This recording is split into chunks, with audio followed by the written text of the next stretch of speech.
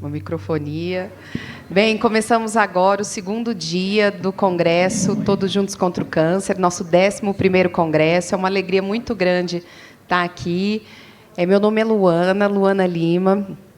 Eu sou advogada e responsável pela área de políticas públicas e advocacy na Abrale, na Abrasta. Também coordeno o movimento Todos Juntos contra o Câncer. É uma alegria a gente estar aqui hoje reunidos para tratar de um tema tão importante. Cumprimento também todo mundo da plateia, todo mundo que está no online. Bem, eu vou moderar esse painel, né, que é organizado pelo movimento e pela Abrale também, Associação Brasileira de Linfoma e Leucemia, com o tema TMO, transplante de medula óssea pelo Brasil, um olhar regional para equidade e perspectivas. Bem, o transplante de medula óssea enfrenta diversos desafios que impactam tanto o acesso quanto a eficácia do procedimento. Alguns dos principais obstáculos incluem acesso desigual ao tratamento, fila de espera e doadores compatíveis, capacitação de profissionais, infraestrutura hospitalar, custos elevados, segmento no pós-transplante. Esse é um tema... A gente está com um pouco de microfonia. Não sei se é por causa desse microfone que está ligado. Não sei se tem como dar uma olhada, porque a gente fala e está dando um eco. São algumas questões técnicas. Mas esse é um tema... na Associação Brasileira de Linfoma e Leucemia, a gente acompanha a jornada do paciente, a gente recebe a demanda desse paciente a partir do contato direto.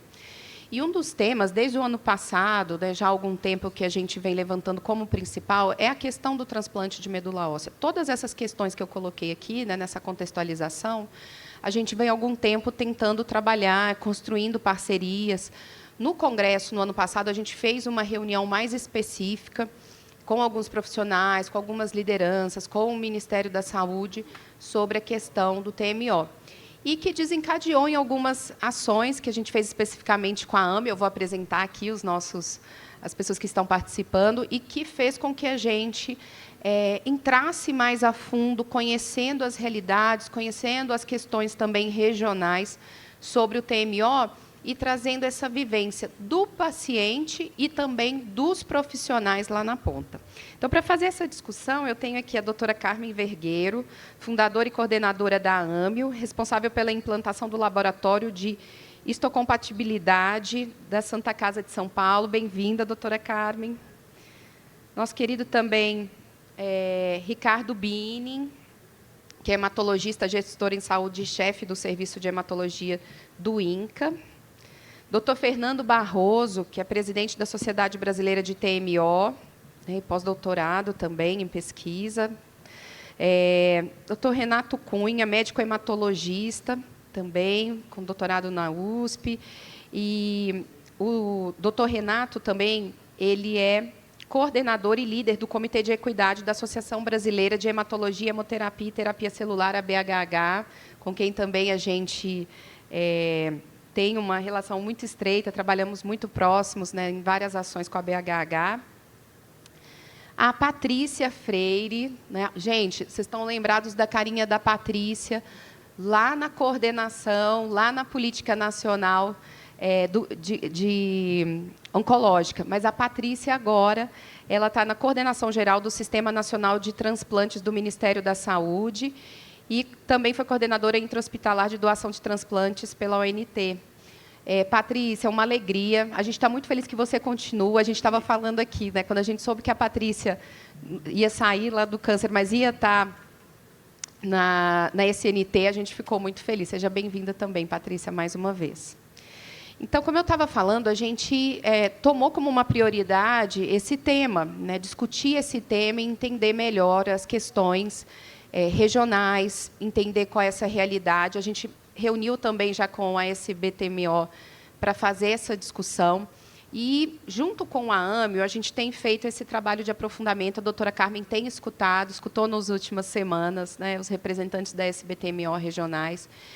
E a gente fez um trabalho de pegar informações, não somente a partir, por exemplo, a gente tem as informações mais robustas aqui da SBTMO, o doutor Fernando vai falar sobre elas, mas também a partir dos gestores, das secretarias estaduais da saúde, os dados, as informações e fazendo a escuta dos profissionais para a gente ter esse cenário.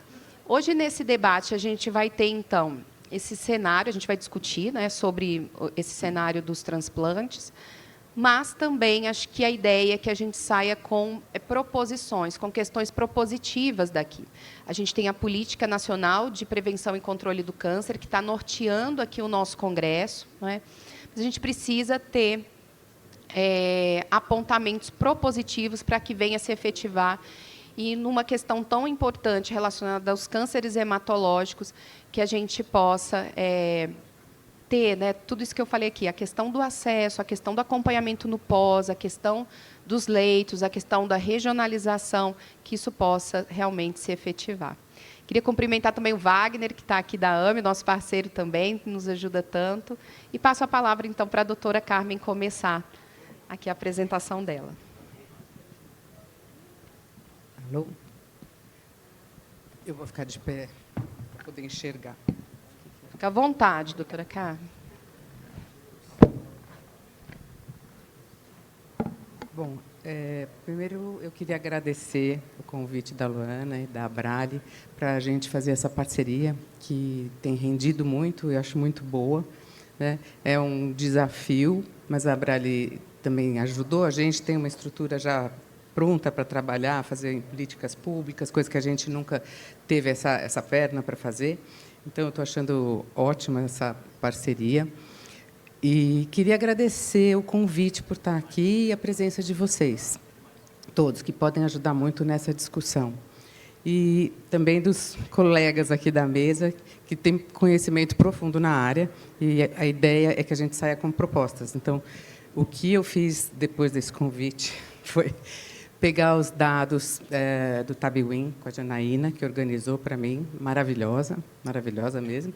E a partir Janaína é da nossa área de pesquisa, viu, gente? Da Nina, que cuida dessa área.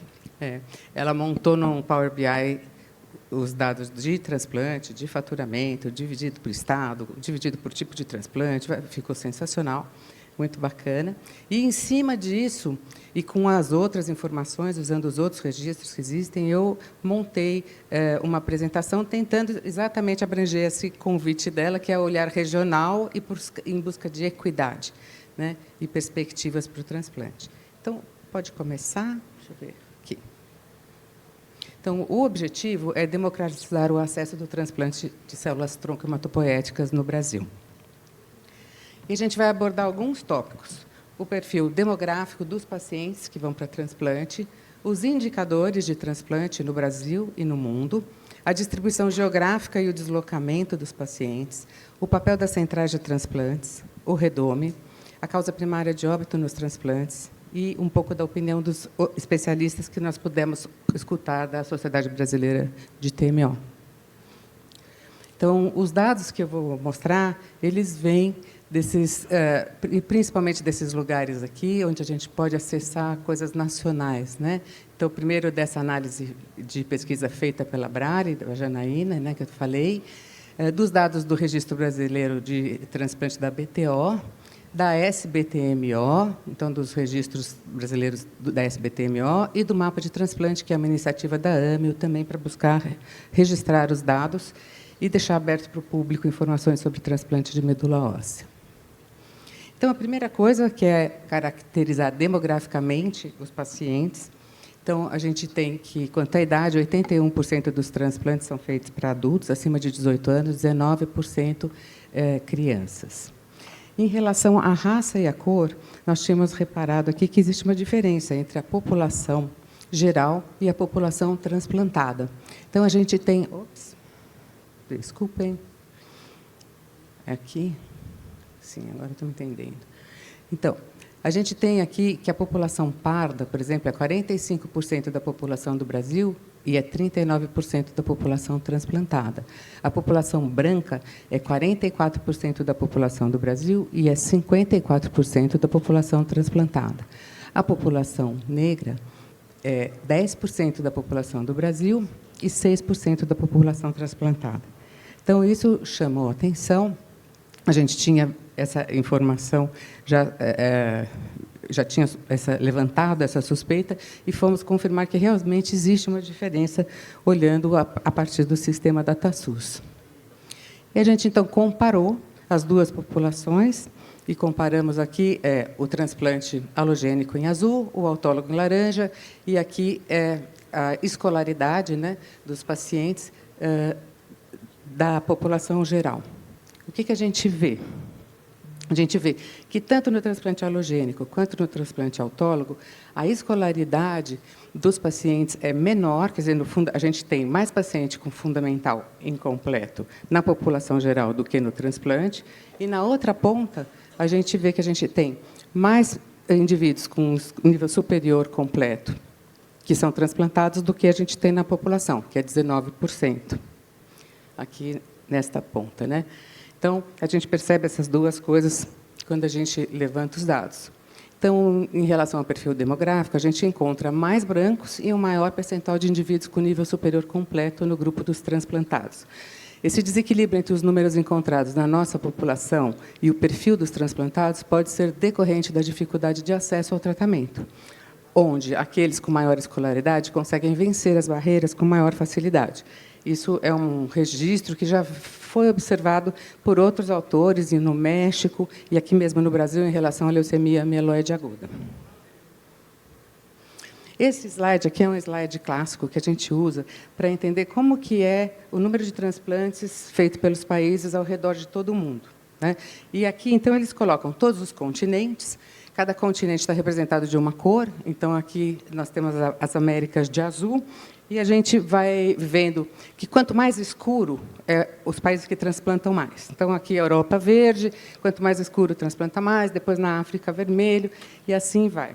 Aí, o que se faz? Se calcula uma taxa de transplante pelo número da população de cada país. E é uma taxa de transplante por 10 milhões de habitantes em cada país. Então, assim, a gente vê que os países mais desenvolvidos, eles têm uma taxa acima de 500 transplantes por 10 milhões.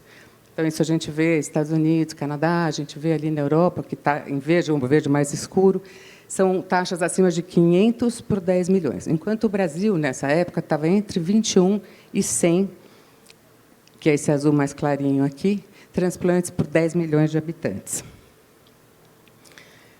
Há uma publicação recente mostrando como está a América Latina em relação aos outros continentes. E aí mostra, de novo, né, aqui o país, a América do Norte, com 561 de taxa de transplantes, seguido aqui embaixo é pelo tipo de transplante, né? Então é o autólogo que está em vermelho e o halogênico em verde. Então, comparativamente, como que os Estados Unidos e a América do Norte estão à frente de todo mundo. À direita está a Europa, com 439, somando autólogo e halogeneico.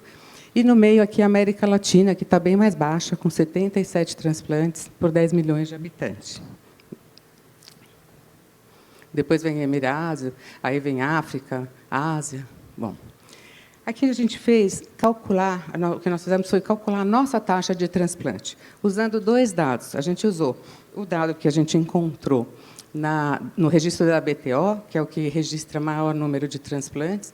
Então, a gente usou esse dado e usou depois o sistema SUS para saber o número de transplantes feitos no SUS para a população de SUS, que é estimada no IBGE ser 70% da nossa população atendida pelo SUS. Então, foi isso que nós calculamos, assim que a gente calculou essa taxa. E aí nós pusemos aqui do lado para a gente lembrar e ver que o Brasil, em relação à América Latina, ele transplanta mais. Ele está acima, né? Ali era 77 ao todo, e a gente encontrou na BTO, então, uma taxa de 210 por 10 milhões, e autólogo 126 por 10 milhões, halogênico 83. E no SUS, considerando a população atendida pelo SUS, um número de 208 de taxa de transplante por 10 milhões, 130 para autólogo, 78 para halogeneico. Esse é um slide que eu tirei do Registro Brasileiro da BTO, para mostrar para vocês, aqui do lado direito, nessa faixa roxa, representa a medula óssea, como é o transplante de medula óssea de 2013 até 2023. E mostra que a gente, em 2013, tinha 2.243 transplantes. E hoje a gente está com 4.262. Quer dizer, a gente quase que dobrou. Teve um grande aumento nesses 10 anos. E é uma taxa que realmente mostra que teve um aumento e sustentado e que já recuperamos também o da pandemia. A queda que teve em todos os transplantes ali, no ponto que todos eles caem, a medula óssea também teve um impacto e já recuperou. E aqui do lado esquerdo é a taxa de transplantes por estado, sendo que a parte que está em vermelho é o número de transplantes autólogos e, em azul, é o halogênico. Então, aqui a gente vê São Paulo como o lugar que mais transplantou, com 1.800 transplantes, seguido do Paraná, com 400, Minas Gerais, pouco menos de 400, Rio de Janeiro, Rio Grande do Sul, Pernambuco, e assim vai, né? A gente fez, então, a mesma taxa, que é quantos transplantes feitos por 10 milhões da população de cada estado, para enxergar isso. Porque a gente fica achando que São Paulo transplanta muito. Quando a gente vai ver pela população, não é que a gente transplante tanto, né? Aquele número que parece muito grande, para o tamanho da nossa população, não é o suficiente, não é grande. Então, o Distrito Federal, que é uma área geográfica, uma população pequena e tem um grande número de hospitais, teve a taxa mais alta, e o Rio Grande do Norte. Depois o Paraná, Pernambuco, São Paulo, Santa Catarina, Rio Grande do Sul, Minas Gerais. Então, vai caindo de 360, mais ou menos, 340, até aqui, para Rio de Janeiro, vamos ver aqui, São Paulo é 200 e pouco, 230, e assim a gente vai indo. Quer dizer, as taxas vão caindo e a gente tem aqui metade do país que é zero, porque não tem nenhum centro de transplante, então esses pacientes que vêm dessas regiões não têm nenhum lugar para atendimento direto, né? Aqui a gente colocou o número de transplantes realizados pelo SUS, imaginando que a gente teria aquela taxa de 500, como é dos países desenvolvidos, 500 transplantes para cada 10 milhões, como que a gente teria que estar para atingir aquela taxa? O que falta? Então, em laranja, está o que seria esperado de número de transplantes se a gente fosse transplantar 500 por 10 milhões em cada estado, né? Então, a gente tem aqui do lado esquerdo todos os estados que não transplantam, mas geram pacientes que precisam de atendimento, né? Então, quanto que eles teriam que atender para chegar nessa taxa, né? Então, a gente vê que tem lugares que têm número específico, Maranhão, ali 237, quer dizer, pela população, né? Então, lugares que não transplantam, e daí os lugares que transplantam, mas mesmo os que transplantam muito, ainda precisam melhorar para conseguir atender todo mundo e toda a demanda. Então, aqui, em resumo dessa primeira parte, o Brasil dobrou a taxa de transplantes realizados nos últimos 10 anos. E a taxa de transplante no SUS é de 208 por 10 milhões da população, que é melhor do que a da América Latina no geral, mas ainda abaixo do que a gente imagina o ideal, né? A distribuição de transplante entre os estados é díspare. A gente observou 12 estados que não realizam nenhum procedimento. Mesmo os estados com grande número de transplantes não atingem a taxa de países desenvolvidos, que seria de 500 para 10 milhões. Então, aqui a gente está olhando de uma forma geográfica, né? Vou pôr essas informações dentro dos nossos dados, dentro da nossa geografia, e falando só de transplantes que foram faturados pelo SUS no ano de 2023. Foram 2.959 transplantes, aí 2 deles realizados na região norte, onde a gente só tem um centro do SUS, tem 2 centros no Pará, mas um só do SUS. Aqui no no Nordeste, a gente teve 511 transplantes. Ali vocês veem que vários estados não transplantam, né? Maranhão, Piauí, Alagoas, Sergipe, a Bahia transplanta, mas transplanta pouco para a sua população, né? Aí, na região centro-oeste, a gente tem 119 transplantes, no Sudeste, 1.697, e aqui no Rio Grande, no Sul, 637. Então, o que a gente consegue reparar? Aqui o Sul e o Sudeste têm um grande número de transplantes em relação ao resto do país, onde falta realmente representação, né? Aqui é a distribuição de centros do SUS. O SUS tem, dos 132 centros que ele credenciou para fazer transplante, ele tem 65 que são privados e 67 são públicos. Os públicos, eu pus por região aqui, a gente tem no norte tem um público, no nordeste 9, na região centro-oeste tem 7, muitos em Brasília, um pouquinho em Goiânia, né? Aqui, na região sudeste, a gente tem 78 centros, 36 do SUS, e na região sul a gente tem 16 centros credenciados e 14 do SUS. Então, aqui do lado, a gente tem todos os estados, e aí o número de centros em cada estado. Vocês veem que muitos, na região nordeste e na região norte, não tem nenhum centro. E aqui, então, a gente começou a olhar os deslocamentos, né? Para se transplantar, como é que esses pacientes fazem? Então, a gente conseguiu, mapeando pelas APACs e pelo sistema de informação da DataSUS, saber de onde vêm os pacientes transplantados de cada região. Então, em relação à região sudeste, que a gente viu que está bem sobrecarregada, no Rio de Janeiro, os pacientes vêm... Essas listinhas laranjas, cada uma representa um paciente, tá, de onde veio. E a gente vê que o Rio de Janeiro atende praticamente só pessoas do Rio de Janeiro, por esses dados. O Espírito Santo também tem um ou outro de fora, mas é basicamente da mesma região. Minas Gerais já tem alguns pacientes que vêm de fora. E aqui do lado São Paulo, que é caótico, porque ele recebe muitos pacientes de fora e recebe de todas as regiões de Centro-Oeste, Norte e Nordeste. Eu aproximei um pouco para a gente enxergar os centros que mais transplantam, para ver como é que é o perfil, e fui ver, por exemplo, no Hospital Amaral Carvalho, que é o que faz o maior número de transplantes no Brasil. E aí a gente consegue enxergar que eles atendem São Paulo, mas também atendem muitos pacientes que vêm de fora, vêm do Amazonas, Mato Grosso, vêm Maranhão, Piauí, enfim, da Bahia, né? E ali do lado o Hospital do Amor, que também tem alguns atendimentos de fora, já não tantos. Aqui o Hospital de Base de São José do Rio Preto, que está transplantando muito também e recebendo das regiões do Nordeste, Centro-Oeste e também Norte. E o GRAAC, que tem essa característica de atender criança, não temos muitos hospitais especializados em transplante infantil no resto do país. E, então, o GRAAC recebe de fora bastante paciente. Aqui a gente está olhando para a região sul, como é que é. Então, Rio Grande do Sul só atende do Rio Grande do Sul, praticamente. Santa Catarina, também os pacientes vêm praticamente de Santa Catarina. Só o Paraná que tem atendido pacientes que vêm de todos os lugares, aí do Brasil, do Norte ao Nordeste.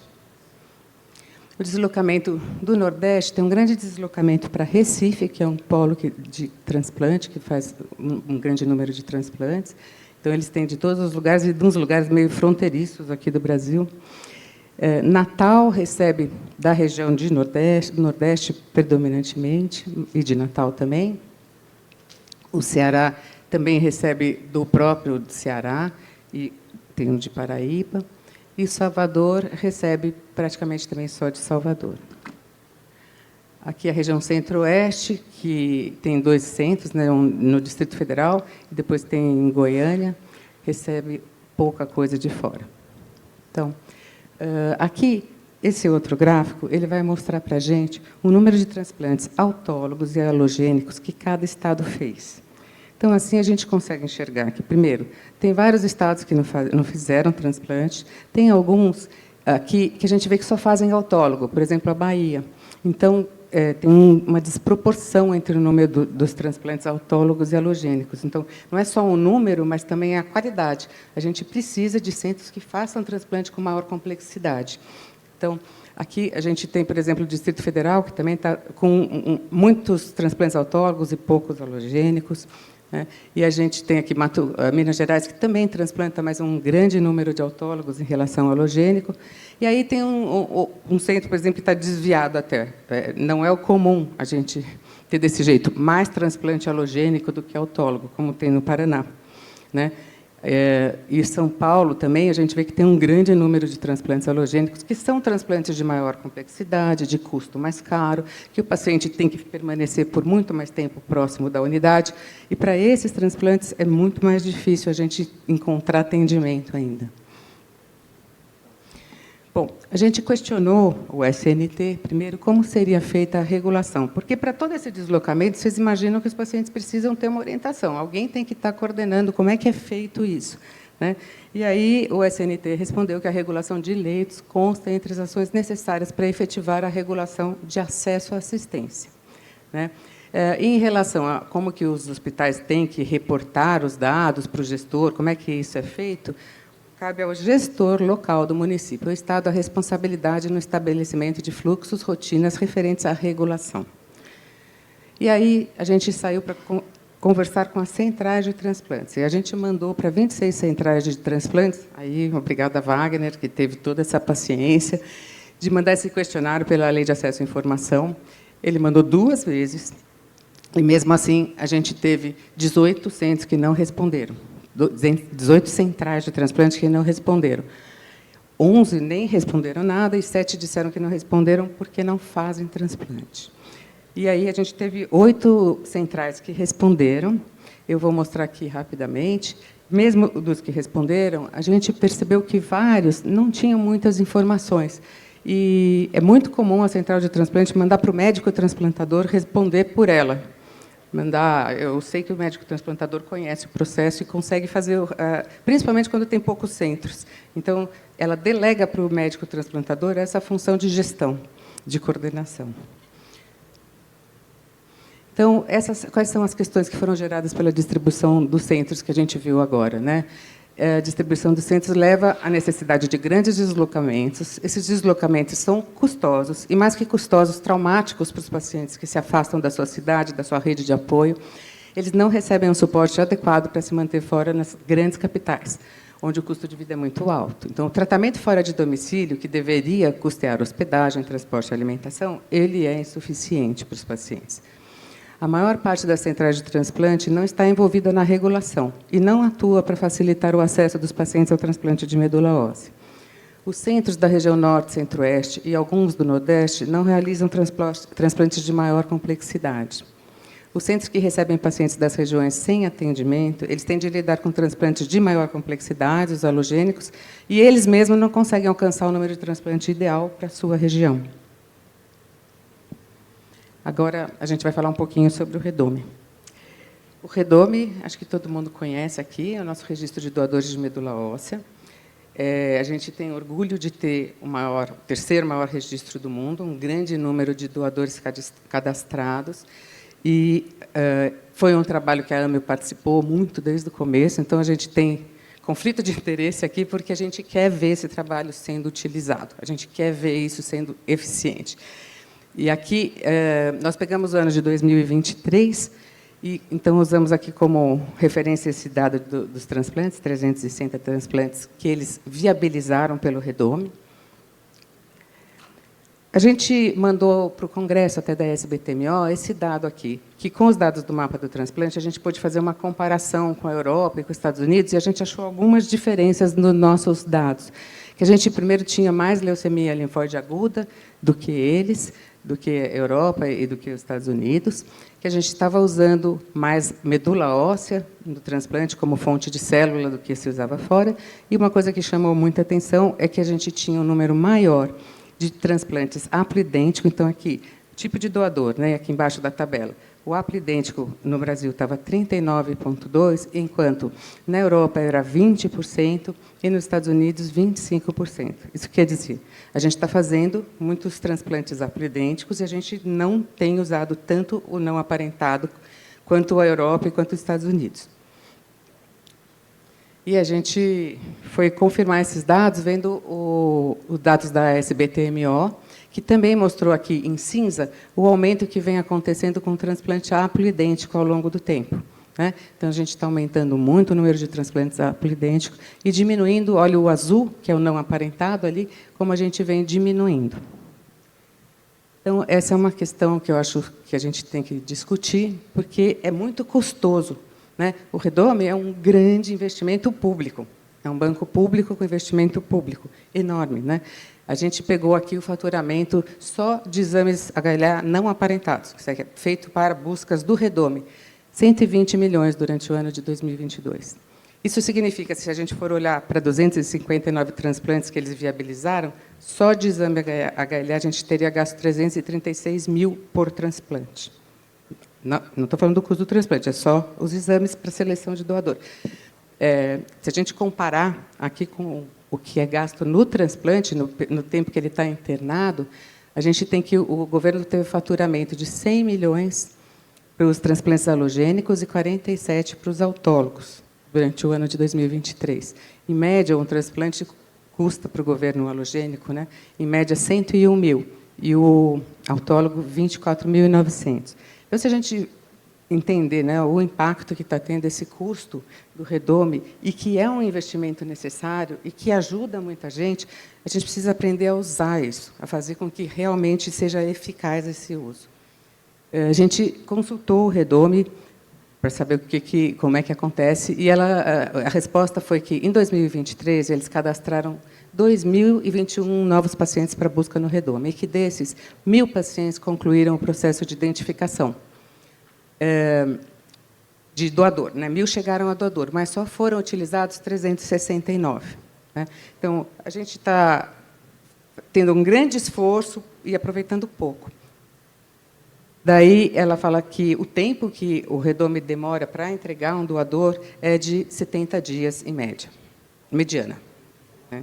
Então, isso é uma coisa para a gente discutir, porque talvez seja um tempo muito longo, talvez não esteja sendo adequado, mas a gente precisa, de alguma forma, chegar numa proposta que possa melhorar esse uso. Né? Então, o redome é o terceiro maior registro do mundo, um grande investimento público. Ele tem possibilidade de fornecer doador para grande parte dos pacientes, mas ele não tem sido efetivo. Então, a nossa pergunta é como otimizar os doadores do redome e esse trabalho. Outro tema que a gente quer abordar aqui é que, quando a gente viu nos nossos dados o número de infecções como causa de óbito, tanto durante o transplante como pós o transplante, chamou bastante atenção. Então, a gente separou aqui os dados do CIBMTR, que é o registro americano de causas de óbito pós-transplante, e comparamos com os dados do mapa do transplante. Então, a gente achou que, no transplante halogênico para adultos maiores de 18 anos, antes de 100 dias, foi 25% no CIBMTR, e depois de 100 dias, 15%, comparado com os dados que a gente tem do mapa, de 48% antes e 34% depois. E, nas crianças, no transplante halogênico, a gente teve 23% no CIBMTR antes dos 100 dias e 13% depois dos 100 dias. E comparamos com o que a gente tinha no Brasil, de 34% antes dos 100 dias e 19% depois dos 100 dias. Esse dado ele também acontece nos autólogos, a gente também viu uma grande incidência de infecções, e a gente encontrou assim, esse mesmo dado dentro do registro da SBTMO, da publicação da SBTMO, falando do número grande de infecções. Então, as infecções no pós-transplante chamam a atenção, tanto no autólogo como halogênico, antes e depois dos 100 dias, e os fatores que podem estar correlacionados à distância dos pacientes do hospital, a dificuldade de acesso ao médico, a dificuldade de realizar testes diagnósticos para as infecções virais e fúngicas, a falta de medicamento adequado para o tratamento de prevenção de infecções, e daí, eu acho que os outros especialistas devem ter mais recurso ainda para dizer o que a gente pode melhorar. A gente conversou com alguns médicos indicados pela SBTMO para entender o que acontece na região deles, e eu resumi aqui, de Belém, o Dr. João Saraiva, que disponibilizou um tempo para nos atender. Ele informou que a rede privada começou a transplantar lá em Belém, e também eles estão fazendo um transplante autólogo na rede pública. Na rede privada, a maior dificuldade é a negociação com os planos de saúde. Na rede pública, eles têm apenas um CACOM no estado para 8 leitos de hematologia geral, então tem muita dificuldade de acesso ao especialista. A demanda para atendimento no CACOM é muito maior do que a capacidade instalada. Eles têm esse hospital que está começando a fazer o transplante autólogo, e tem feito já bastante, né? Esse que começou em 2023, já está fazendo bastante agora, um por mês. Os pacientes que vêm se tratar ficam lá hospedados em péssimas condições de higiene, em pensões muito ruins, eles não têm nenhum suporte. Os que têm indicação de transplante halogênico, às vezes, são transferidos para outros estados, e isso é feito por médicos, a central não participa, é o médico indicando para o colega, buscando vaga. Demora para o TFD, muitos pacientes acabam recaindo e perdendo o tempo do transplante porque fica esperando sair o TFD. E ele deu uma sugestão interessante, que eu achei bacana, que a gente institucionalizasse, através das centrais, uma navegação para esses pacientes. Alguém que ajudasse os pacientes a passar essas barreiras com mais facilidade, né? Alguém que estivesse lá focando em apoiar os pacientes a conseguir transplante. Então, mesmo se eu não tenho transplante na minha região, não é que eu não tenho o que fazer. Eu preciso dar apoio para esses pacientes que precisam encontrar onde transplantar, pelo menos no primeiro curto prazo, né? Então, esse esquema de fazer uma navegação individualizada com olhar para as leucemias, acho que ajudaria bastante. E capacitar o pessoal da saúde para trabalhar nisso. A doutora Adriana Seber, aqui de São Paulo, ela está muito preocupada com o acesso à TBI, que é a irradiação corpo total, que a gente tem muita dificuldade, não só nos lugares que não tem o equipamento, mas nos lugares que tem o equipamento, como o tempo que a pessoa tem que usar para fazer TBI, usar do equipamento é muito grande, os radioterapeutas preferem fazer 20 cânceres do que pôr uma leucemia para condicionar. Então, as LLAs têm sofrido muito com isso, porque realmente em todos os lugares do Brasil isso é um problema. A falta de leitos do SUS, que a gente viu que todos os estados estão precisando aumentar o número de transplantes, falta de droga para tratamento de infecção viral e fúngica, falta de painéis virais no SUS. Não há como pensar em regulação, ela acha que as secretarias precisam ter uma expertise melhor para poder regular e que é necessário adequar a PACs do atendimento pós-transplante, porque elas não estão cobrindo nenhum custo. Então, o que ela sugeriu é que, por pneumonia, por doenças especificamente, tivesse uma PAC para o pós-transplante. E ela também contou uma preocupação dos convênios. Quando os convênios compram hospitais, eles passam a querer determinar qual vai ser a conduta médica para o tratamento, que droga que o médico vai usar, e isso tem sido uma queixa dos médicos. Em Natal, o Dr. Rodolfo Soares falou de grande mortalidade antes do transplante halogênico para as leucemias agudas. Ele falou que é muito difícil uma leucemia aguda chegar no transplante halogênico. Ele falou assim, isso que vocês recebem aí em São Paulo, isso é um herói, que conseguiu passar por tantas barreiras e chegar num transplante. É muito difícil.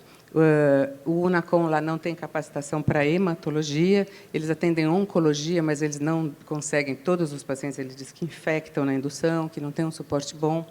A fila para o transplante lá é de autólogo, que é aproximadamente de 7 meses, é muito grande. Os halogênicos, ele diz que nem chegam ao transplante. Não tem TBI também. E ele também não tem nenhuma ele tem uma organização não governamental para hospedar os pacientes.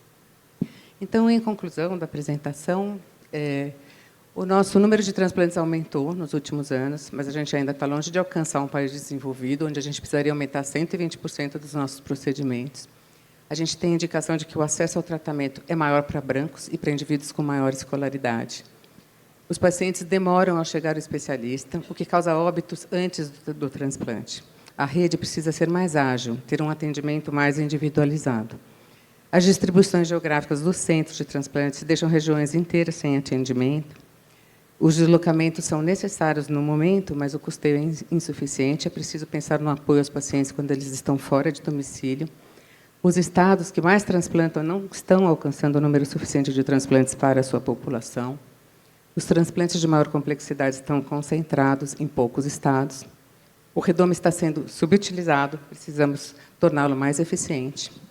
O tratamento e os exames estão defasados. Então, TBI, exames para investigar doença viral, fungo, antiviral, antifúngico. A SBTMO tem uma lista enorme já encaminhada para o Ministério para discutir essa parte do tratamento. Os atendimentos pós-transplantes estão sem um financiamento ajustado. As centrais de transplantes têm que entender o seu papel na coordenação central, receber treinamento e ajudar, de fato, os pacientes a vencerem essas barreiras. E a gente precisa de estratégias para diminuir o número de infecções no transplante. Então, é isso. Eu queria agradecer a todos vocês e espero que eu tenha conseguido trazer questões relevantes para vocês poderem discutir e ter propostas boas. Obrigada. Doutora Carmen, informações de grande relevância. Eu estou muito feliz de ver esse trabalho aqui, da gente poder, aqui no Congresso, fazer essa apresentação. Patrícia, acho que a gente, diante do cenário, a gente pode elencar algumas questões. Vocês vejam que tem questões de impacto social, de regionalização, Muito importante essa questão da navegação do paciente, né? É um objetivo da política nacional de prevenção e controle do câncer. A gente tem várias questões para vencer. O Renato está aqui, é do acesso, né? É do Comitê de Equidade. Então, é muito importante que a gente possa sair daqui, né, diante de todo esse cenário, com alguns apontamentos para a gente priorizar e talvez fazer esse trabalho com o Ministério, com a coordenação do câncer, a gente aqui, enquanto a BH e a SBTMO também. Esse que é o objetivo aqui do nosso painel. E, claro, considerando também avanços importantes. Acho que a doutora Carmen mostrou nesse cenário. Na América Latina, o Brasil é o que mais transplanta, né, o que mais faz transplantes, mas a gente ainda precisaria ter uma mudança para aumentar em 120% ainda para atender a demanda que a gente tem. E considerando as questões de apoio no pós-transplante, né, que são enormes, como a gente está vendo aqui. Mas eu queria, antes da gente começar já o debate mesmo, também passar para a apresentação do doutor Fernando. Doutor Fernando Barroso, por favor, que vai trazer essa visão, vai trazer esse cenário a partir das informações da SBTMO. Obrigada, doutor Fernando.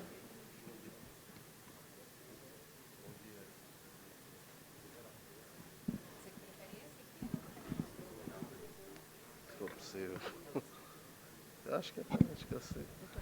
Tá. Alguém pode colocar som aqui? Dá para ligar? Foi?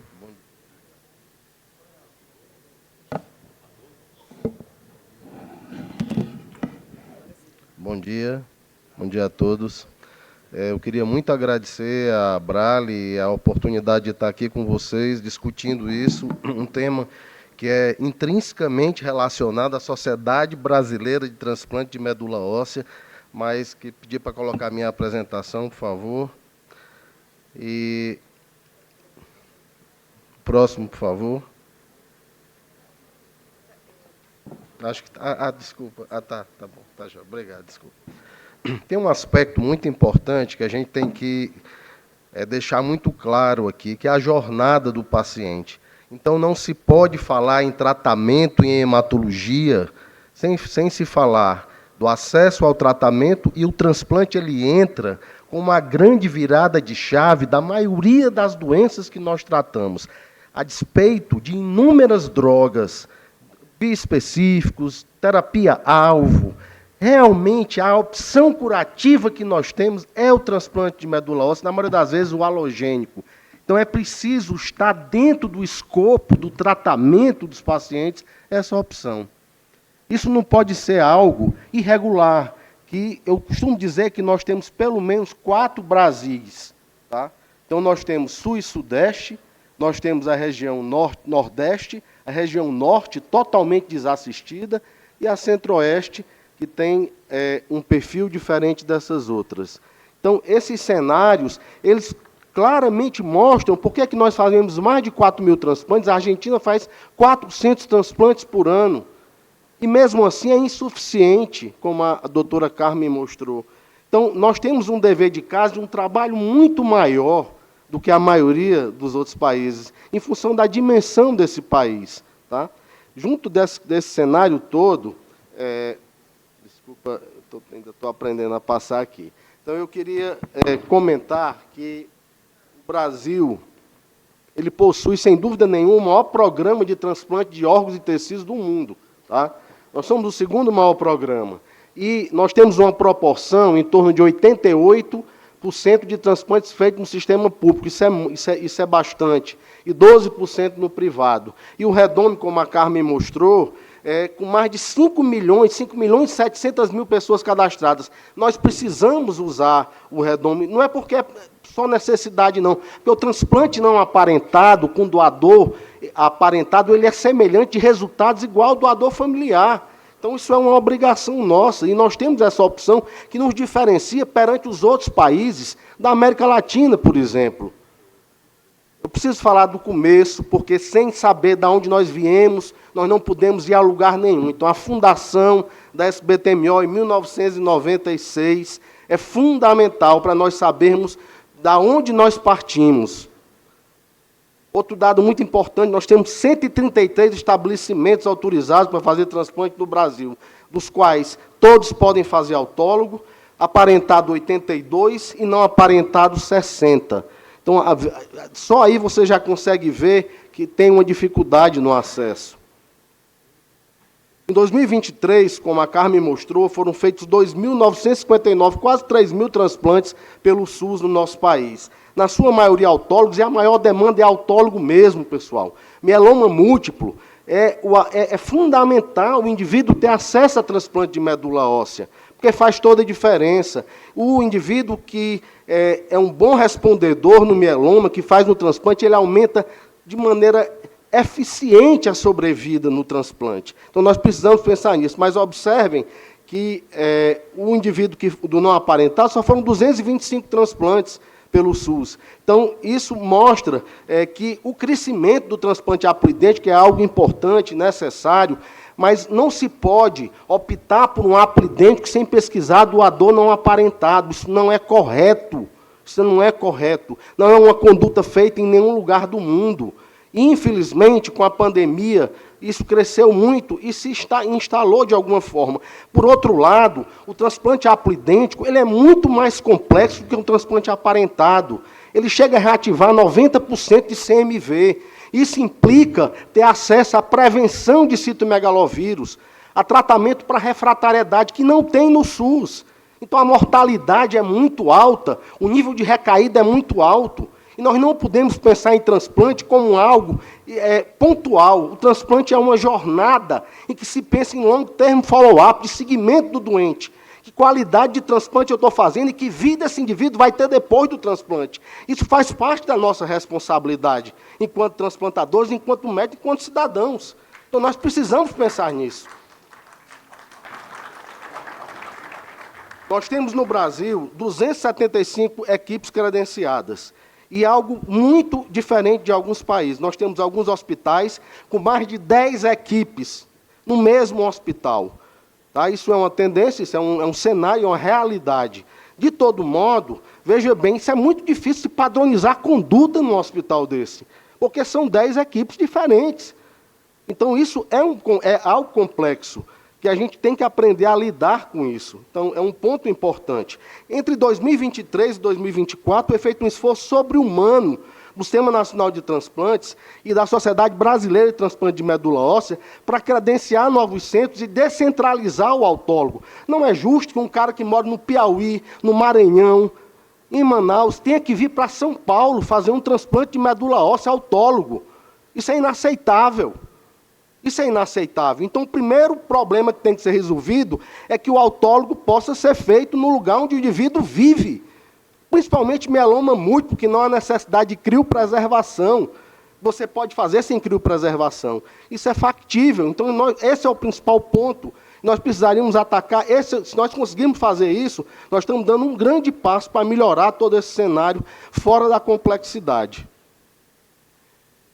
É algo muito interessante, algo que me incomodou. Eu li essa notícia no jornal, 43 mil pessoas esperando transplante de órgãos sólidos. A maioria transplante de rins, e posteriormente fígado e os outros órgãos sólidos. E não havia informação do transplante de medula óssea.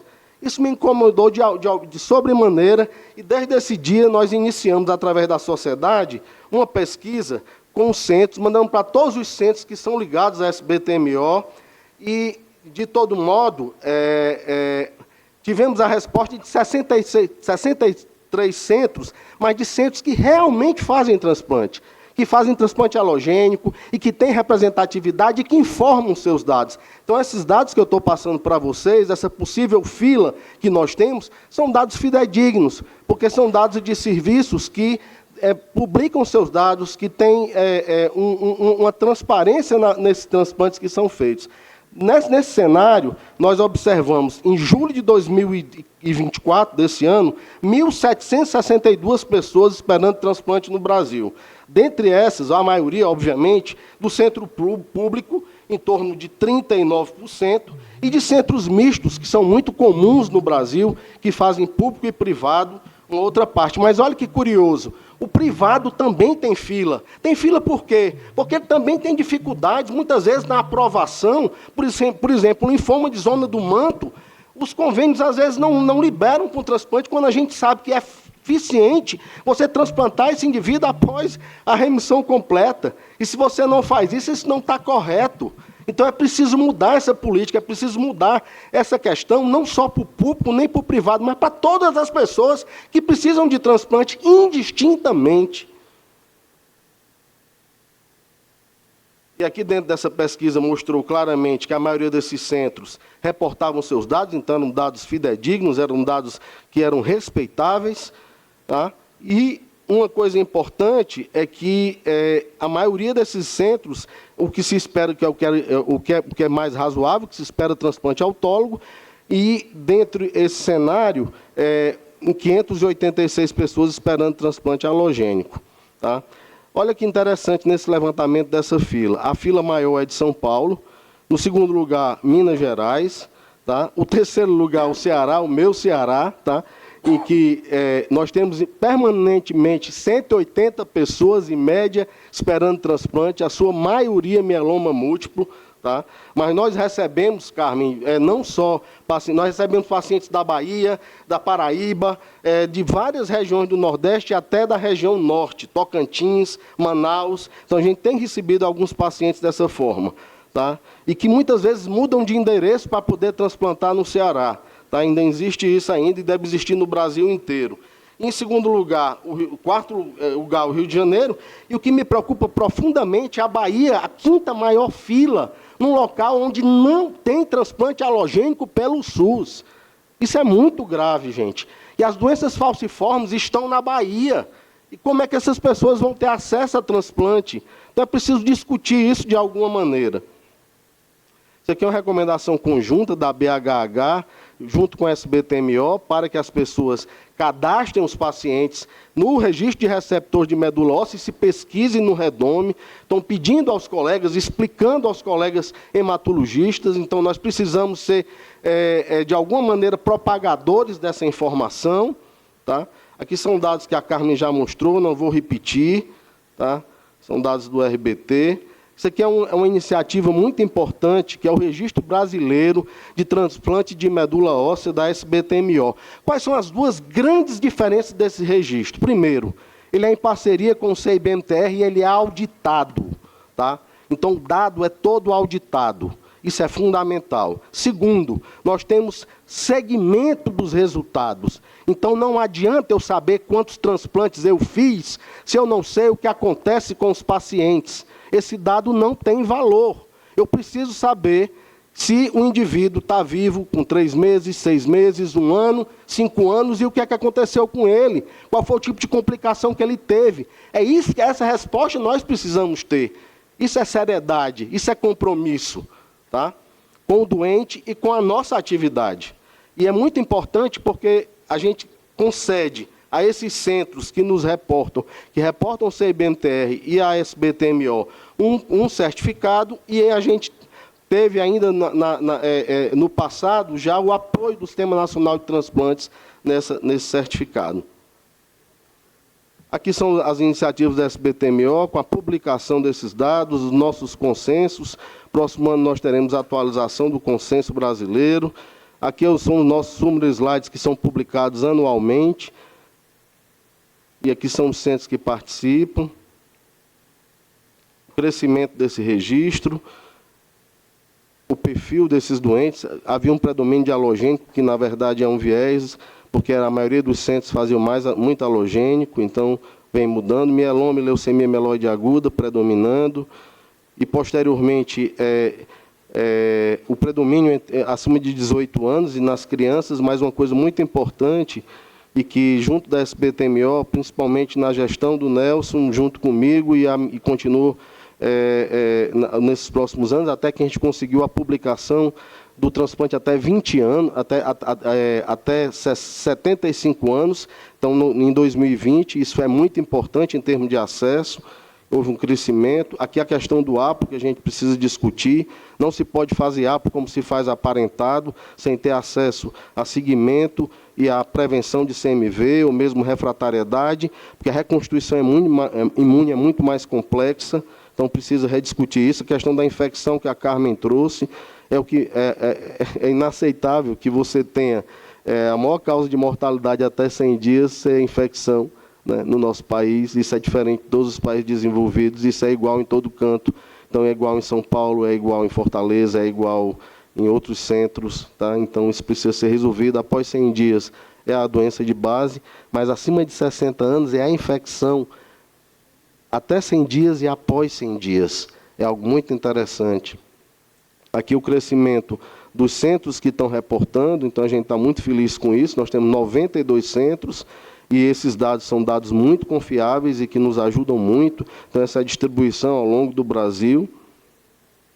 Aqui mostrando um paralelo com o RBT, em que você tem aí pelo menos 57% desses centros são centros que informam o RBT e a SBTMO. Aqui uma comparação com o DataSUS, essas 165 equipes que são autorizadas para fazer transplante autólogo, elas fizeram em 2023 50 autólogos, autólogos e aparentados 33 equipes, e o com não aparentado foram 82 transplantes. Né? Aqui mostrando um paralelo entre o DataSUS e o RBT, mostrando que você tem ali no RBT um número de transplantes privados, né? Isso inclusive preponderante em alguns lugares. Então, essa distribuição de 80-20, ela não é muito equitativa. Então, São Paulo, a gente sabe que tem um número maior de transplantes privados do que, por exemplo, na região Nordeste. E nós temos atualmente grandes problemas, que são os autólogos, mielomas, linfomas, as leucemias agudas, como alguém disse aqui, elas morrem antes de transplantar, isso é um problema. A falta de medicamentos, que é uma realidade brasileira, infelizmente, principalmente medicamentos mais baratos, os antivirais que nós não temos acesso, os imunossupressores que o PCDT está sendo discutido hoje à tarde, então a gente acredita que vai ter uma evolução.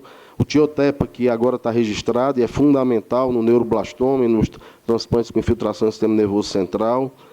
O PCR para CMV, principalmente CMV, que é algo fundamental, e a maioria dos centros não tem acesso a isso. Então, como é que se faz transplante sem monitorar CMV pós-transplante?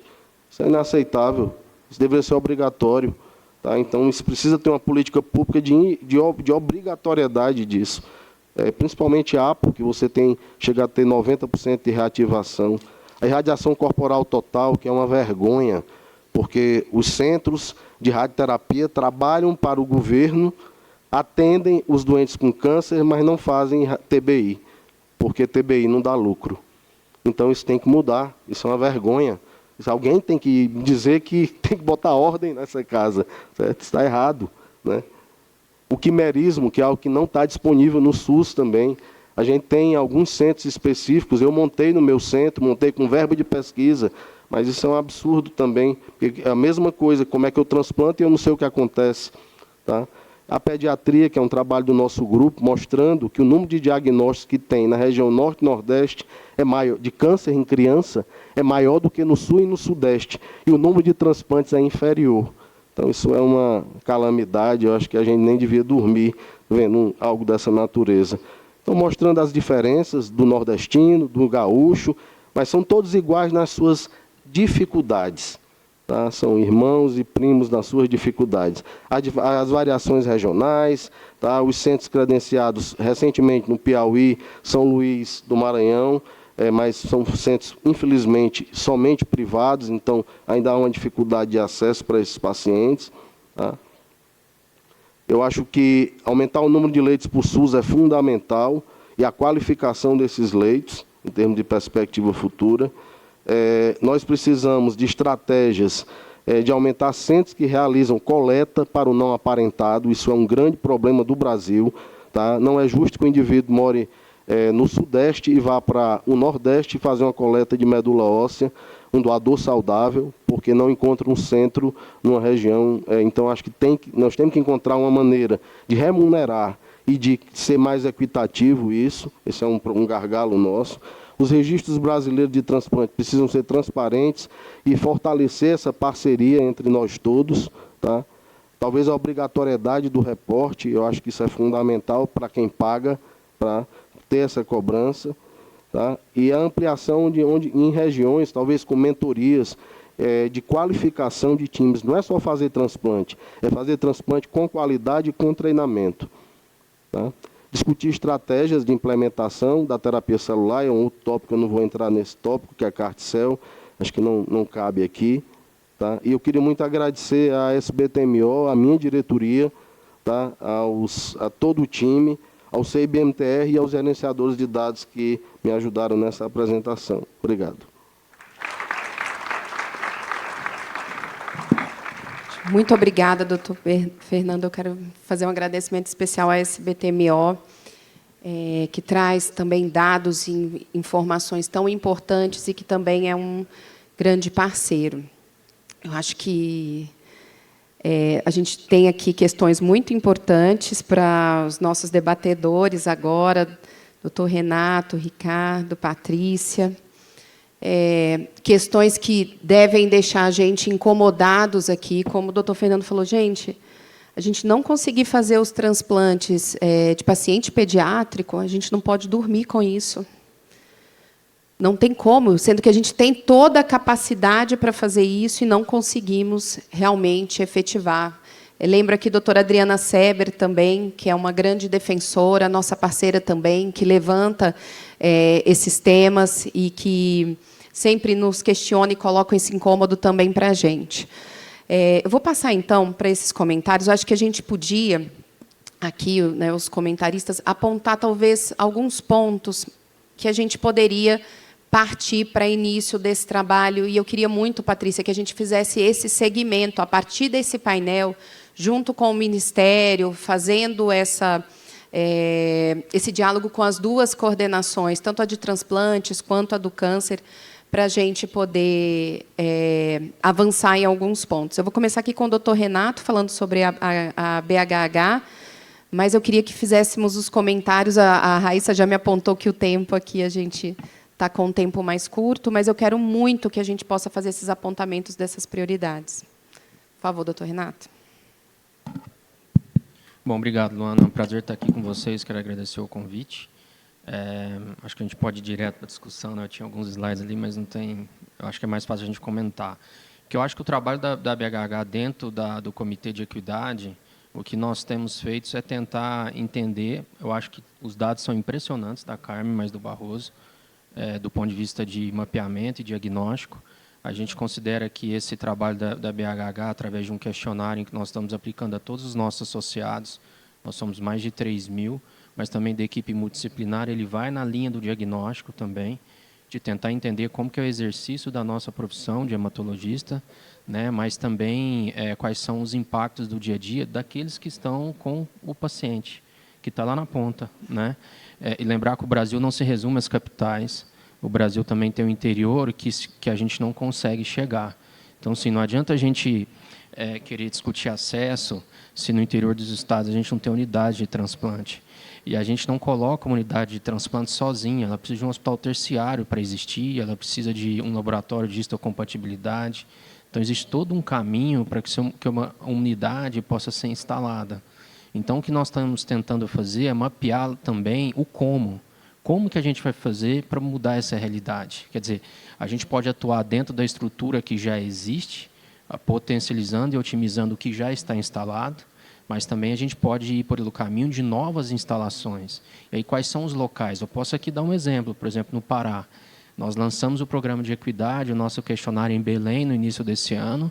Tivemos lá com o João, com o Tiago, conhecemos o OFIR, conhecemos o hospital privado. A gente tem um hospital terciário que é em Santarém, é oeste do Pará, né? Lá tem UTI, lá tem cirurgia, lá tem o Hemopa, não tem TMO.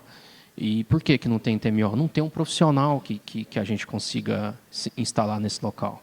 Então, assim, não adianta, quer dizer, esses pacientes todos vão ser provavelmente encaminhados para Belém ou para outro local do Brasil. Só que tem um dado que é anterior. Quando a gente diz que os pacientes com leucemia aguda morrem antes de ser transplantados, são dados já subdimensionados, porque são aqueles que conseguiram receber o diagnóstico de leucemia. Num país onde a dengue é endêmica, provavelmente a gente acha que metade dos nossos pacientes morrem sem ter diagnóstico de leucemia. Então, esses nem vão aparecer na estatística. Então, assim, o trabalho da equidade ela tem tentado ser, sobretudo, capilarizada. A gente tem as 5 regiões do Brasil, 3 representantes de cada, e esses representantes eles estão levando para aqueles que têm pouco contato com a associação, para que eles possam responder esses questionários. É um questionário que fala de assistência, de ensino, /treinamento, fala de pesquisa, fala de gestão, e mapeia onde é que nós estamos, hematologistas e transplantadores, e quais são as instituições públicas e privadas. E se eles sabem também de outras instituições ou de outras capacidades em que a gente possa utilizar para poder implementar novas ações. Então, a gente vai numa linha muito de diagnóstico, que eu acho que vocês mostraram muito bem, mas pega toda é um censo da hematologia, mas o foco é em quem atende os pacientes, né? Não são apenas os coordenadores de serviço, é quem atende o paciente, todo mundo tem que responder, a gente espera que isso aconteça, mas principalmente dentro de um cenário que a gente chama de geoequidade. Nós temos as 5 regiões, né, os 5 Brasis, e dentro de cada uma dessas regiões a gente tem a capital e tem o interior. E isso é muito variável. Voltando ao Pará, por exemplo, o principal meio de transporte do estado é água, região amazônica. Não é ar, não é chão, não é terra. Então, o problema do como ele é extremamente desafiador. Claro, a gente dobrou os nossos números de transplantes nos últimos 10 anos, né, Carmen? Você mostrou muito bem. A população também aumentou, né? Mas, claro, a gente aumentou e melhorou. Mas, então, a gente precisa discutir esses pontos também. Eu acho que esse questionário da equidade ele vem para complementar aquilo que vocês estão mostrando. E, claro, a BHH está conversando com a SBTMO, a Barroso já esteve com a gente no comitê, e a gente está tentando juntar esses dados para poder ter um mapa não só de diagnóstico, mas também das potencialidades aonde a gente pode atuar no futuro.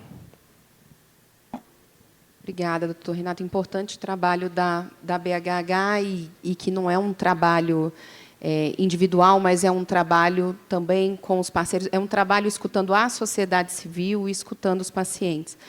Antes de passar para a Patrícia, eu queria escutar o doutor Ricardo, que vem trazer também uma perspectiva do INCA. Né? O doutor Ricardo já esteve com a gente em alguns outros momentos, esteve com a gente com a Abrale agora em junho, a gente estava discutindo o mieloma múltiplo, né, como o doutor Barroso falou, que é uma necessidade muito grande dentro do tratamento, né, por exemplo, para mieloma transplante. Eu queria escutar um pouco também dessa perspectiva do INCA, doutor Ricardo.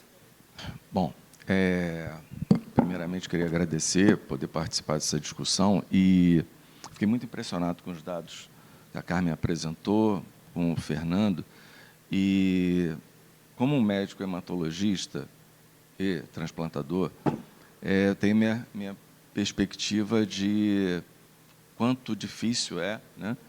Na perspectiva minha de gestor em saúde, já fico bem mais animado, porque tem muita coisa para fazer e muita coisa que pode ser, de fato, melhorada.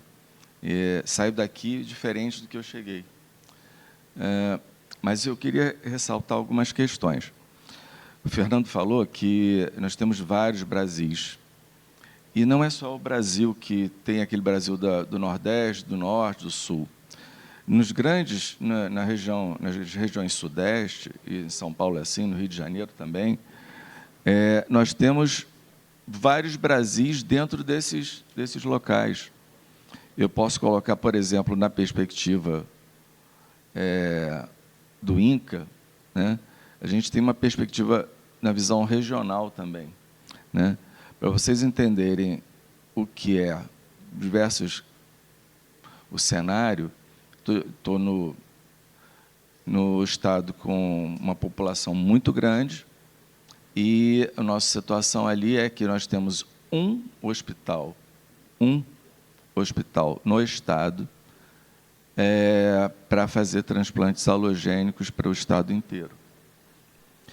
Então, se aquele hospital, INCA, por algum motivo, tem algum problema em que a operação precise ser reduzida ou até suspensa, simplesmente nós ficamos sem transplantes. enquanto nós temos 10 centros privados no mesmo estado. E eu vivo a situação, então nós temos dificuldades no público e temos dificuldades no privado. E isso não é, isso eu posso colocar porque no último ano, por exemplo, nós tivemos dois momentos em que nós ficamos paralisados em transplantes pediátricos no estado do Rio de Janeiro por falta de médicos hematologistas pediátricos para estarem no plantão cuidando de crianças transplantadas. Nessa situação, não é possível fazer transplantes, os transplantes são suspensos. Qual é a repercussão disso? Crianças com leucemia aguda que podem perder o controle de doença e aí comprometendo todo o desfecho do seu tratamento. Então, por fim, se você consegue fazer o transplante, aí, como falou o Fernando, em um dado momento, quais serão os resultados desse transplante? Fiz no momento adequado, da forma adequada? Não. Então, nós temos essas situações regionais, mesmo nos centros que aparentemente são mais providos de hospitais, que são dificuldades próprias. Então, eu entendo que nós temos o ataque a todos esses problemas, ele é um ataque em paralelo, porque nós temos que ter novos centros em regiões que são desprovidas, e nós temos que trabalhar melhor, operacionalizar melhor a assistência oncológica, no caso do transplante, mesmo nesses maiores centros. Você vê, São Paulo, como apresentado, provavelmente pela necessidade de atender pacientes de áreas mais remotas, compromete, inclusive, a realização dos transplantes dos próprios, das pessoas que são de São Paulo. Então, essa é uma realidade muito difícil, mas precisa ser colocada. Tem um detalhe que eu queria, e não ficou claro para mim, quando se falou da importância do redome. E eu falo em função, o redome ele fica baseado lá conosco, e não adianta só a gente ter todo esse investimento no redome, e tem uma outra questão, como efetivamente, depois de algum tempo, conseguimos um doador, nós temos uma limitação também dos centros que possam coletar células dos receptores, dos doadores. Então, nem todo centro que realiza transplante não aparentado, ele se dispõe a receber o doador para coletar as células. Então, isso, eu não sei se esse dado, a gente tem essa informação também, de qual é o grau de, vamos dizer assim, de redução dessa capacidade, para que a gente possa, de fato, ter se desdobrar entre achar um doador e, de fato, aquele doador estar disponível lá na linha de frente. Acho que a gente tem vários problemas, eu não quero ocupar tanto tempo, mas acho que tem muita coisa a discutir. Obrigada. Obrigada, doutor Ricardo. Eu passo agora para a Patrícia. A Patrícia que tem sempre feito essa escuta da sociedade civil, das sociedades médicas também. E, Patrícia, eu queria muito que a gente pudesse sair daqui com o encaminhamento junto ao Ministério. Acho que a gente tem aqui pessoas muito empenhadas, organizações muito empenhadas com relação a essa mudança de cenário e com profundo conhecimento. Então, acho que a gente tem a possibilidade de pegar algumas ações ou temas prioritários para a gente começar ou dar continuidade a esse trabalho com pontos mais críticos.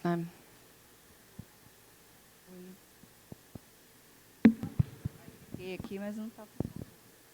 Alô? Oi.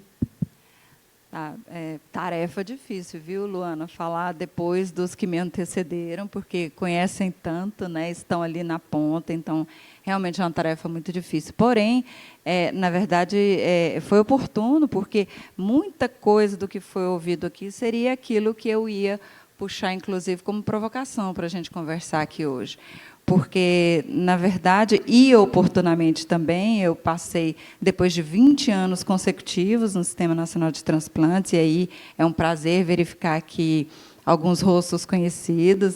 Obrigada, Luana, por ter provido essa oportunidade de ver a Carmen há tanto tempo, Fernando, a doutora Adriana Seber, que eu estou vendo ali, alguns outros rostos. Mas eu passei 1 ano e meio no câncer, né, na coordenação de câncer, o que abriu muito os olhos da gente, que fica tanto tempo ali só no transplante, e vendo a realidade do câncer no Brasil como um todo, né? E quando eu falo câncer, eu incluo as doenças oncológicas que precisam de transplante e que, portanto, são tratadas em UNACONs, em CACONs ou em centros de hematologia privada. Mas o curioso, quando a gente vê os dados que a Carmen mostrou e que o Fernando mostraram também, é que os estados que não têm centros de transplante, todos eles têm pelo menos um UNACON. E, por mais que a gente tenha, dentro da rede de câncer, aquela diferenciação de CACON, de UNACON com serviço de hematologia, de UNACON com serviço de radioterapia, enfim, que são coisas de habilitação muito do sistema, sim, mas um serviço de hemoterapia, pelo menos cada estado tem um serviço de hemoterapia. E, portanto, tem profissionais que, em tese, estariam habilitados para fazer, pelo menos, o transplante autólogo, né? Ainda que alguns carecendo de treinamento específico, como o Fernando falou, e treinamento que a gente pode, inclusive, apoiar no âmbito do Ministério da Saúde. Mas o importante ver de todas essas apresentações é o quanto elas convergem para aquelas ações que o SNT já identificou. Eu estou como coordenadora há pouco mais de 2 meses, e, nesses 2 meses, a gente praticamente ficou o tempo todo reestruturando uma equipe que foi muito desmanchada, digamos assim, principalmente nos períodos sombrios aí da gestão passada, onde a gente precisou quase que fazer um debate civilizatório, né, no governo federal anterior. Não escondo de ninguém essa minha posição política, enfim, mas a gente viu, sim, um desmonte de muitos serviços, porque naqueles gráficos que a Carmen mostrou ali, a gente vê que o TMO estava subindo e depois caiu, e essa queda ela conversa com muita coisa, e conversa principalmente com o acesso. Porque muitas das coisas que a gente vê, embora a gente já tenha identificado questões agudas assim de financiamento, por exemplo, eu conversei com o pessoal da ABHI, para não confundir com a ABH, sobre alguns exames que a gente precisa melhorar, algumas investigações de doador que a gente precisa melhorar, como, por exemplo, a inclusão do C, que eu acho que, por uma questão de esquecimento, não entrou naquela revisão que nós fizemos dos exames de HLA, agora em 2020, né? Enfim, a gente estava conversando, então, embora algumas questões estejam ligadas ao financiamento e a gente já está providenciando aí algumas mudanças, a gente vê que a maioria das coisas, Luana, elas estão ligadas muito à gestão e muito à organização. Porque, como eu falei, a maioria dos estados tem pelo menos um UNACON. E tem serviços, tem hematologistas nos estados, tem hemoterapeutas, enfim, talvez o pessoal não tenha a mão para lidar com o TMO, mas certamente todo mundo trata um mieloma, trata uma síndrome mielodisplásica, trata o neuroblastoma, que aí está mais ligado com a oncologia, enfim. Mas o fato é que profissionais existem. De fato, há uma questão de fixação do profissional nos lugares muito grande, e essa é uma questão que o Ministério vem enfrentando junto com as universidades, junto com os hospitais universitários, porque todo hospital universitário, ele, pela sua vocação, ele tem, né, os serviços, as especialidades, enfim. Então, é uma frente que a gente está se organizando como Ministério e também muito ali transversalmente com a questão com a coordenação do câncer, para aumentar as bolsas, aumentar e duplicar o valor das bolsas de residência em hematologia e em oncologia. Isso é um movimento que está muito forte no Ministério e que, finalmente, agora parece que a gente vai, acho que até o final do ano, conseguir fechar isso com a rede EBSER. E eu já fui lá, né, e já falei, opa, e o transplante? E o TMO? E já estamos lá dentro, enquanto eu estava na coordenação do câncer. E é uma coisa que a gente está conseguindo, muito fortemente, tanto aumentar as bolsas de residência, como duplicar o valor dessas bolsas, né, que ficaram um tempão defasadas. Então, assim, o que eu quero dizer aqui, que converge com o que todo mundo falou, é que tem muito espaço para melhorar, e a gente precisa ver que muita coisa é de organização, e a gente vai ter uma oportunidade muito grande para reorganizar o sistema como um todo, porque nós vamos fazer um fórum agora, muitos de vocês receberam o convite, daqui a pouco vão estar recebendo as passagens para participar do fórum que nós vamos fazer agora, dia 27 e 28 de setembro, agora, para rediscutir o regulamento técnico do transplante, que contém o módulo de transplante de medula óssea, né? E o interessante desse regulamento é que o transplante de medula óssea, as regras que estão lá dentro, elas são anteriores àquele movimento que ocorreu lá em 2009. As portarias de transplante de medula óssea, elas são bem anteriores. Eu me lembro assim, de cabeça da portaria 911, que, salvo engano, foi feita em 2006. Antes disso, teve outras portarias que foram revistas em 2004, com a participação de algumas pessoas que eu estou vendo aqui na plateia, aqui conosco também.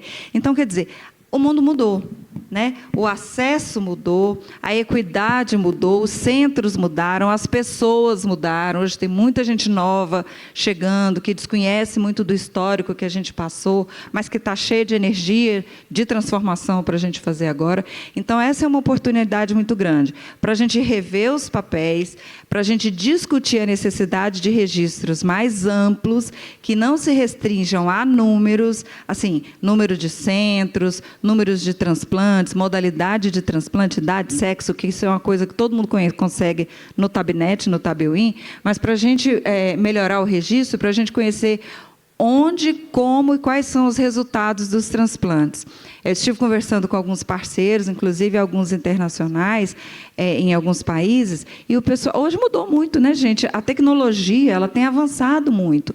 Então, há um tempo atrás, quando a gente precisava de sistemas complexos, que, inclusive, demandavam investimentos muito caros, equipes de TI, hoje a gente já vê que tem aplicativos que fazem isso para a gente, aplicativos gratuitos, formulários digitais que, se bem construídos, testados e validados, podem, sim, contribuir com uma coleta de dados muito mais qualificada e, principalmente, para que a gente possa divulgar esses dados.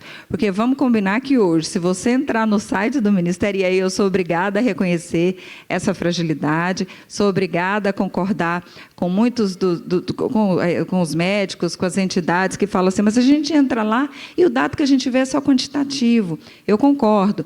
E um dos primeiros movimentos que a gente fez foi justamente falar, olha só, a gente vai tirar esses dados aqui e vamos botar dado que realmente interessa, dado que realmente dê subsídio para as pessoas estudarem, para as pessoas serem assertivas, propositivas nas suas ideias, né? Então, são movimentos que a gente está fazendo, e eu fiquei feliz de ver que tudo que vocês colocaram ali são fragilidades que a gente já sabe e outras que a gente identificou agora, muito recentemente, com essa minha volta para o Sistema Nacional de Transplantes, e que conversa muito também com acesso, porque essa mortalidade tão alta que a gente vê em todas as doenças, no mieloma múltiplo, no neuroblastoma, nas leucemias, elas falam muito do problema de acesso que a gente está tendo.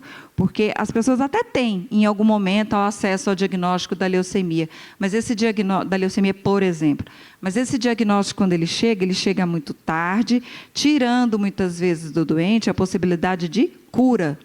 Né? E, muitas vezes, chegando esse doente já para um transplante, mas um transplante compassivo, ou, então, um transplante mal indicado, porque a gente precisa, em algum momento também, isso é posterior, eu acho que não sei se vai ser discutido em alguma outra sala, mas é preciso a gente falar também em cuidados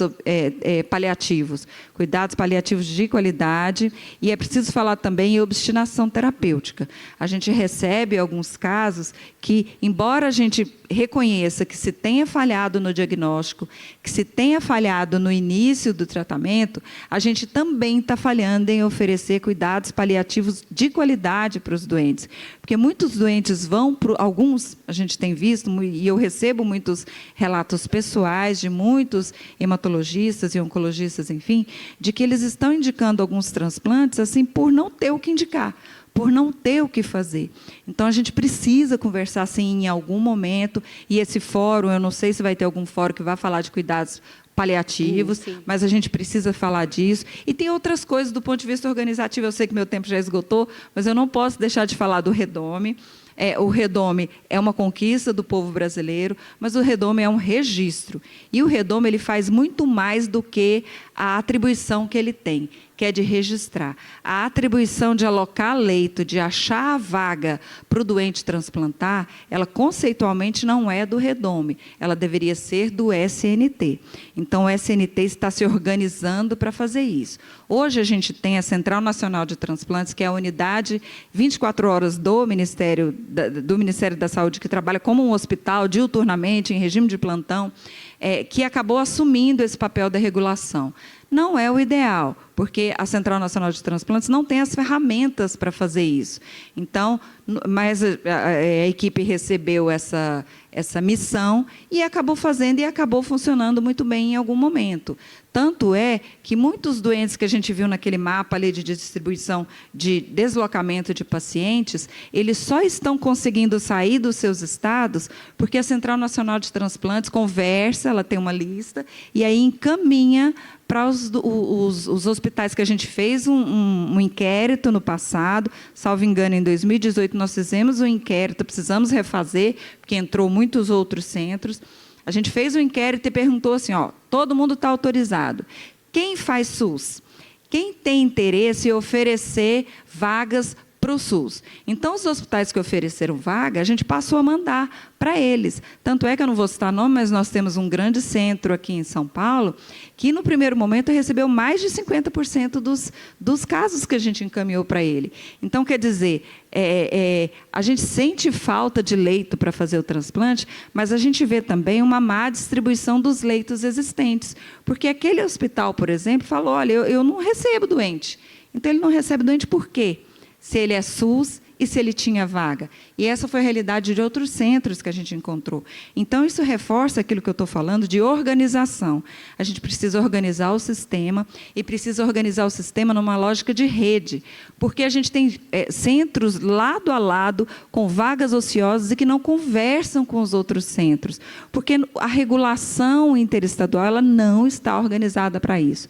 Hoje, mais tarde, eu vim para participar do evento todo, mas eu vou fazer um momento agora à tarde, rápido, lá com o pessoal da regulação aqui de São Paulo, para a gente conversar sobre isso, porque no próprio estado de São Paulo a gente tem relatos de hospitais que fazem SUS e que estão com leitos disponíveis e que não estão recebendo pacientes. Então, a gente precisa entender onde é que está a fragilidade disso, para a gente poder circular essa lista, para a gente fazer com que o doente chegue no transplante no momento correto, não perca a janela de cura e possa ser tratado, receber aquilo que o SUS faz, né? O SUS ele faz o transplante em todas as suas modalidades, remunera os medicamentos, os que ainda não remunera, a gente está trabalhando para isso. A Conitec agora vai avaliar os medicamentos, eu não vou lembrar o nome, mas vai avaliar agora 2 ou 3 antifúngicos muito importantes que para o TMO fazem toda a diferença, o TMO e o rim principalmente fazem toda a diferença. A gente sabe o quanto o citomegalovírus, outras infecções, elas são devastadoras para o TMO, então a Conitec vai avaliar. E, voltando um pouquinho para o regulamento técnico, eu queria chamar todos para participarem do regulamento, porque agora nós estamos no momento, é a oportunidade para a gente mudar tudo aquilo, viu, Fernando, que a gente viu que está desorganizado. É a oportunidade para a gente organizar o papel do Redome e tornar obrigatório que todos os centros que participam, principalmente do transplante alogênico, que eles contribuam com a coleta. Porque o grande problema hoje do Redome ele encontra doador. 70 e tantos por cento, 77%, se não me falha a memória, ele encontra doador no território nacional. Quando não encontra no território nacional, encontra no registro internacional. Mas não acha o centro que faz a coleta. Então, se demora 70 dias, é porque muitas vezes não encontrou o centro que faça a coleta. Então, a gente vai colocar, e a gente vai discutir com todos vocês lá no fórum, como é que a gente vai tornar obrigatório com que os centros participem das coletas, fazendo uma espécie de contrapartida, afinal, o centro privado, por exemplo, ele recebe o doador pronto. Ele faz o transplante lá, financia através do convênio, enfim, a saúde suplementar ou particular, enfim, mas ele recebe o doador tipado, com todos os exames prontos, feitos pelo SUS. Ou seja, ele precisa ter uma contrapartida realizando a coleta desses doadores e diminuindo o tempo de espera pelo transplante, fazendo com que o doente não perca a janela de oportunidade de cura. Então, assim, todas as falas convergiram, a gente reconhece todos esses problemas, mas a gente está muito empenhado e conversando muito com o pessoal da oncologia. Uma vez que eu fui de lá, foi uma experiência maravilhosa, e a gente está sempre juntos. Encontrei o Fernando aqui, foi uma alegria. E a gente está aqui disponível para conversar, e todos esses pontos, certamente, eles vão ser colocados em debate no fórum agora. Eu fico à disposição para perguntas, se for o caso, embora o tempo tenha esgotado. Obrigada. Obrigada, Patrícia. Patrícia, a gente está com muita expectativa também para o Fórum Nacional de Revisão do Regulamento Técnico, né, do Sistema Nacional de Transplantes, que vai acontecer nos dias 27 e 28 de setembro, né? E os nossos comentaristas, o doutor Fernando também, a doutora Carmen estarão lá. Bem, eu sei que o tempo já está esgotado, a Raíssa vai me matar, mas eu preciso colocar aqui duas perguntas. A Roseli, ela falou, os estados que encaminham os pacientes para outros estados, eles repassam alguma verba para o hospital do estado que realiza o transplante ou só pagam o valor insuficiente através do TFD? E tem uma pergunta do Luciano Estevão, que está online. Unidade de transplante, caso de Itabuna, no sul da Bahia. Temos um hospital de base em ampliação. Gostaria de saber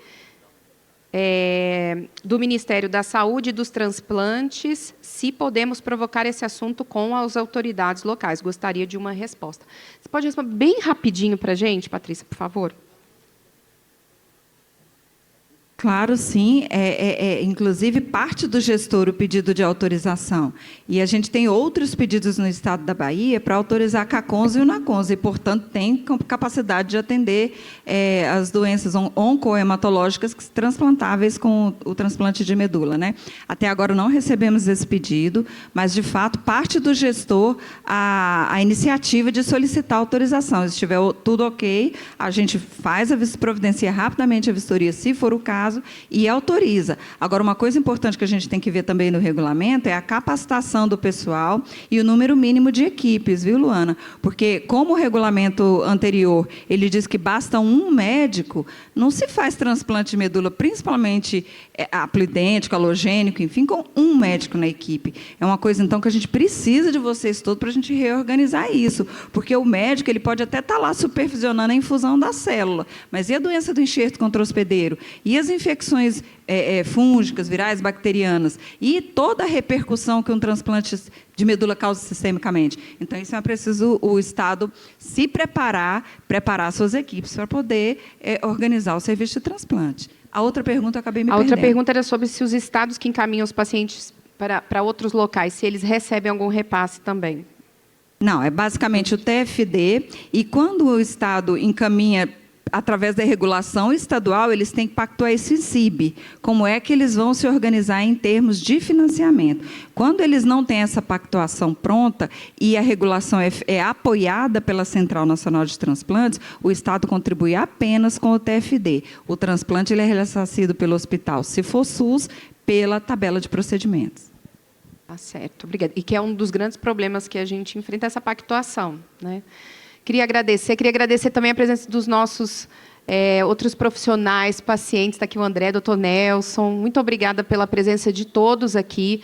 E a gente vai perseguir isso, não só também lá no Ministério da Saúde, mas com a saúde suplementar também, tendo em vista os pontos que foram colocados aqui, dessas dificuldades também com as operadoras de saúde. Muito obrigada a todos. E continuem a acompanhar o nosso congresso, nos acompanhem nas redes e os desdobramentos do TMO aqui pela nossa equipe. Muito obrigada.